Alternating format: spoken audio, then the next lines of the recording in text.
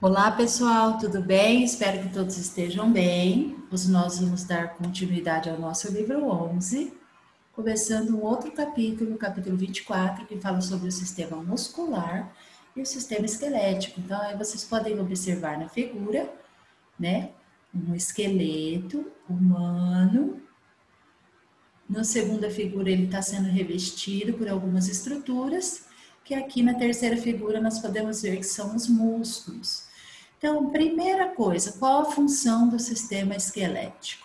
Ele atua em conjunto para a locomoção dos vertebrados com o sistema muscular. Ambos os sistemas são formados por células especializadas para formar os ossos, para formar os músculos, que atuam em conjunto com o sistema circulatório e o sistema nervoso. Então, eles trabalham com a mesma função de promover a locomoção do ser humano, certo? Sistemas relacionados à locomoção. Os movimentos que realizamos no nosso dia a dia são possíveis graças à ação de dois sistemas que estão intimamente relacionados, o esquelético e o muscular. O sistema esquelético é formado pelo conjunto de ossos, cartilagens e ligamentos que compõem o nosso organismo. Além de conferir sustentação a esse corpo, esse sistema possui a função de proteção dos órgãos vitais, como, por exemplo, os ossos do crânio, protegem o encéfalo, a coluna vertebral, que protege a medula espinal, e o tórax, que protege o coração, pulmão, entre outros órgãos. E, além disso, no meio dos ossos longos ocorre a produção de células sanguíneas.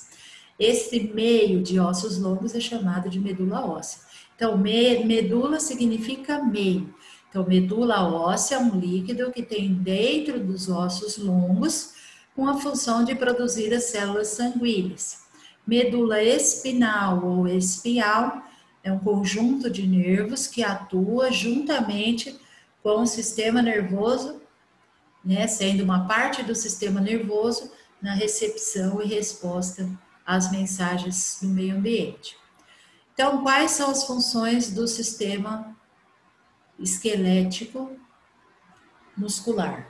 Dar sustentação ao corpo, é o esqueleto que dá um formato para o corpo, de acordo com a sua espécie. Promover a locomoção e ainda produzir as células sanguíneas. Diversos tipos de células compõem o tecido ósseo, como os osteócitos, os osteoblastos e os osteoclastos. Então, são nome de célula. Por que tem esses nomes? Ósteo significa osso. Então, começou com essa palavrinha, você já sabe que é alguma coisa relacionada aos ossos. Desse modo, ao contrário do que muita gente imagina, os ossos são órgãos vivos, pois há circulação sanguínea em seu interior e suas células apresentam metabolismo, ou seja, elas realizam atividades celulares iguais às outras células, iguais às células da pele, do sangue, os neurônios, etc. As células secretam para o seu exterior substâncias que compõem a matriz óssea. Então, aqui a gente tem um esqueleto humano com os seus ossos. Então, nós temos o crânio, que é o osso da cabeça, também chamado de caixa craniana, serve para proteger o cérebro, o cerebelo, todos os órgãozinhos que tem dentro da cabeça. A mandíbula, que é o único osso móvel da nossa face. As vértebras, nós temos aí cervical, torácica e lombar, que compõem toda a coluna vertebral. A clavícula, que é esse ossinho aqui, ó, do ombro. Nós temos a escápula, ou omoplata, como era chamada antigamente, fica nas costas. Nós temos o húmero, que é o osso do braço, o externo, que é o osso do peito, aqui protege o coração. Nós temos as costelas, as costelas protegem os pulmões e alguns órgãos internos. A ulna, que é esse ossinho aqui do braço, aqui tem dois. O de cima se chama rádio e o de baixo se chama ulna. O íleo, ou ilíaco, né, que é a parte da bacia. Nós temos o sacro, que é a última porçãozinha ali da coluna vertebral, com todas as seus ossos ligadinhos. O isquio faz parte da bacia, que a gente chama de bacia. O fêmur, que é o osso da coxa, o maior osso do corpo humano. Temos a patela, que é o ossinho do joelho, e os dois ossinhos da perna, que são a tíbia, do lado de dentro, e a fíbula do lado de fora. Temos também os ossos da mão, que não apareceu o nome ali, né? A palma da mão é chamada de carpo, e os dedos são chamados de falanges. E os pés, a planta dos pés chamada de tarso, e os dedos chamados também de falanges.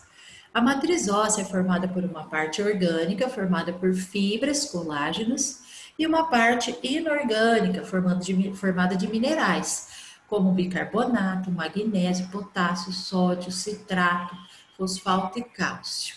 Fosfato e cálcio. Os sais de cálcio e de potássio formam um cristal responsável pela dureza dos ossos. E o colágeno é um tipo de proteína que proporciona elasticidade que confere aos ossos capacidade de suportar altas pressões sem sofrer rachaduras. Então, são duas estruturas aí que formam os nossos ossos. O osso propriamente dito, formado por minerais, e a cartilagem, formada por uma proteína, né, chamada de colágeno. A cartilagem é um material mole, mas muito resistente. Mole como? Como o nosso nariz, como a nossa orelha, é possível até dobrar. E os minerais são materiais rígidos, porém menos resistentes. É mais fácil você quebrar um osso do que você quebrar uma cartilagem. A ação conjunta dos dois favorecem aí uma boa construção do nosso esqueleto e uma boa função, né, de locomoção aí no caso. A parte mais externa dos ossos é formada por tecido ósseo compacto, enquanto a parte interna apresenta tecido ósseo esponjoso. Como assim esponjoso? Tem poros, tá? Poroso.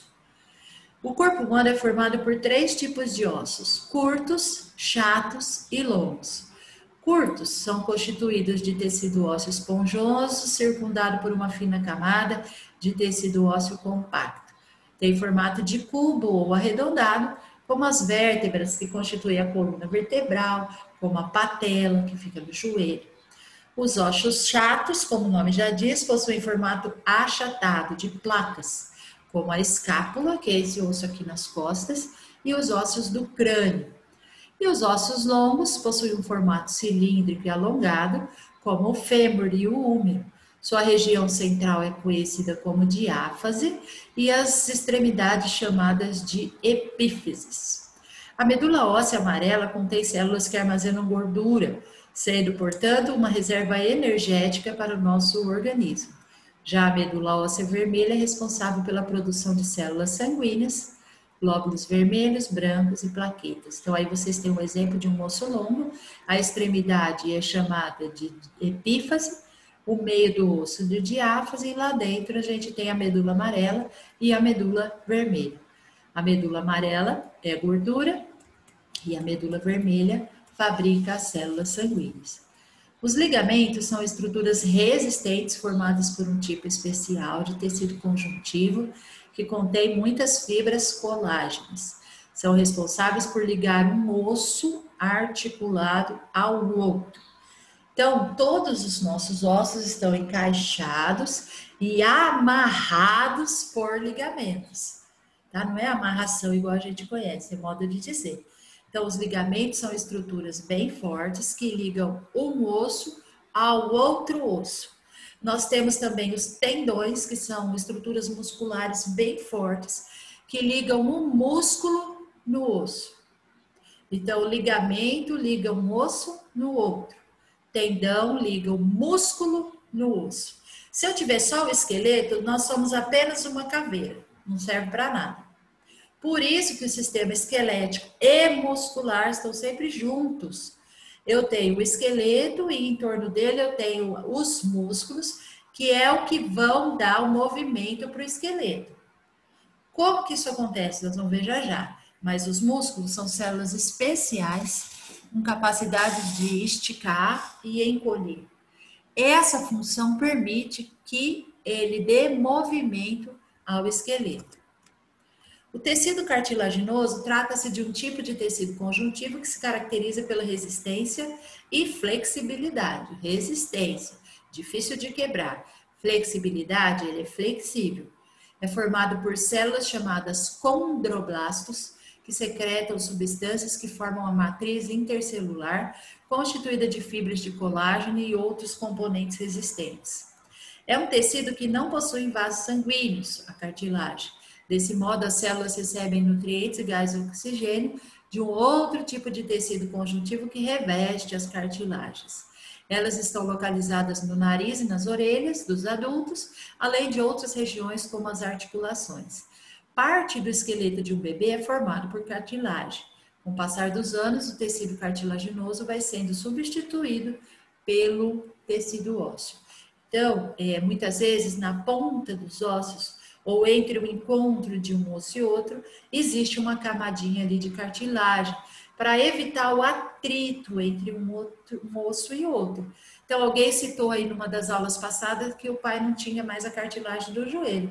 Ele deve sentir uma dor lascada, porque a cartilagem protege. No joelho, eu tenho 4 pontas de ossos ali. Eu tenho a tíbia, eu tenho a fíbula, que fica na canela, eu tenho o fêmur, que fica na coxa, e eu tenho a patela ali no meio. Então, não ter cartilagem no joelho deve ser uma experiência bem sofrível, porque um osso vai atritando no outro, correndo o risco até de quebrar. Se você bate uma pedra na outra, ela lasca. Ossos são pedras, são rochas, feitas por minerais diferenciados, tá? Então, a cartilagem tem extrema importância na proteção dos nossos ossos, né? Diminuindo aí o atrito, dentre outras, na facilidade dos movimentos. Quem tem aí uma destruição das cartilagens também tem as suas doenças, né? Artrite, artrose, são doenças muito doloridas. As doenças do sistema esquelético e muscular são muito doloridas. Nós vamos falar delas na outra aula. O sistema muscular é responsável pelos movimentos que ocorrem no corpo, seja por meio da locomoção do próprio organismo ou pela movimentação de sangue, ar e alimentos pelo seu interior. Os músculos têm capacidade de transformar a energia dos alimentos ingeridos em movimento. Os músculos são formados por tecido muscular, vasos sanguíneos e nervos.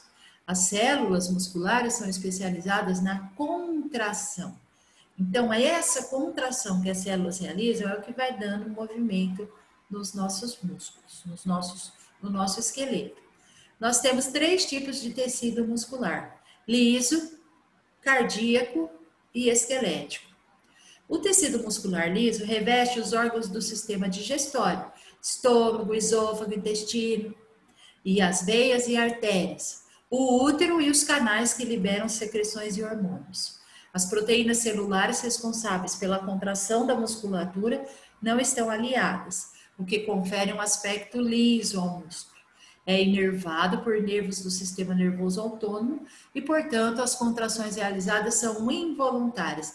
Não somos nós que comandamos o trabalho do estômago, o trabalho do rim, do sistema digestório, do intestino, entre outros. É tudo automático, involuntário. Tecido muscular estriado cardíaco forma o coração, o nome já diz, cardíaco. Suas contrações também são involuntárias, senão ninguém morria infartado, né? O coração parou de bater, você falava, bate coração. Pena que não dá para fazer isso, né?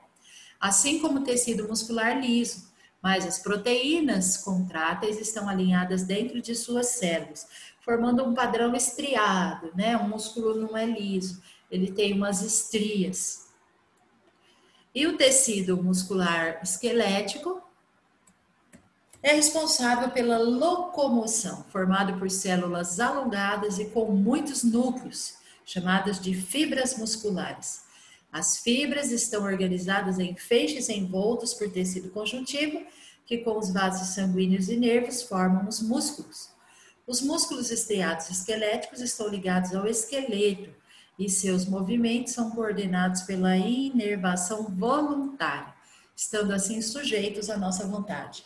Então, o nosso sistema nervoso controla o sistema muscular estriado esquelético.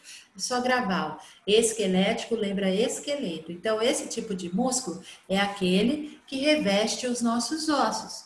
E depende da nossa vontade para acontecer. Então, eu levanto a mão, eu sento, eu viro a cabeça. Tudo isso sou eu que estou decidindo fazer. Eu aqui junto com o meu sistema nervoso. Então, olha o desenho ali, da página 335. Muscular estriado cardíaco forma coração, músculo liso forma estômago, intestino, e o estriado esquelético reveste os ossos. Se eu não tiver a contração e o relaxamento dos músculos, eu não tenho movimento nenhum. Então, vamos pegar um exemplo aqui, o braço, ó, tá? Para eu fazer assim com o braço, ou dobrar na minha direção, esse músculo aqui contraiu e puxou o osso. Esse aqui relaxou e empurrou o osso. Se eu quiser esticar o braço, esses músculos aqui contraíram e puxaram o osso para lá. Esse músculo aqui esticou, relaxou e empurrou o osso para lá. Então, se eu tiver só esqueleto, não sirvo para ir para o cemitério lá fazer Halloween. Não serve para nada. Tem que ter os músculos para acontecer o movimento, tá? Tudo bem até aí? Aqui eu tenho o processo de relaxamento e de contração dos músculos através de duas proteínas chamadas de miosina e actina.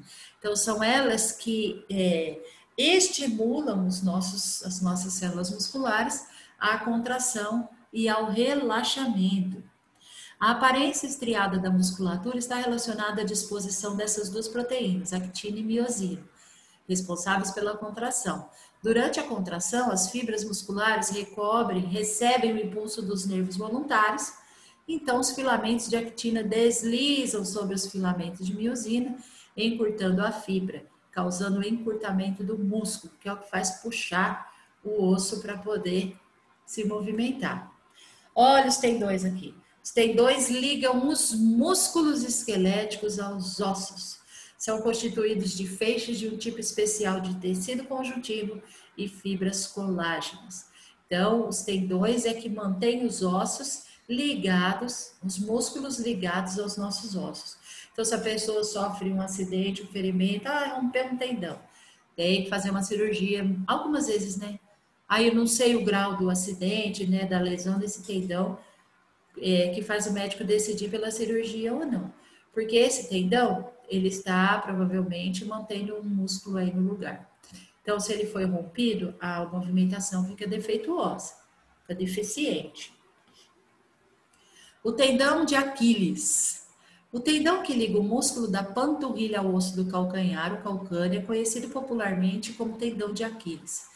Esse nome vem da mitologia grega, segundo a qual Aquiles, filho do rei Peleu e da deusa Tétis, tornou-se invulnerável ao nascer, pois foi banhado por sua mãe nas águas do rio Estige, com exceção de uma única parte do seu corpo que não se molhou, o calcanhar, pelo qual foi segurado. Então segurou o bebezinho assim pelo pé para molhar no rio. Segundo a lenda, o calcanhar de Aquiles foi flechado por Paris, que conhecia seu segredo. Desse modo, a expressão calcanhar de Aquiles é até hoje utilizada para designar o ponto vulnerável ou fraco de alguém. É uma lenda, né? Uma lenda não, uma mitologia.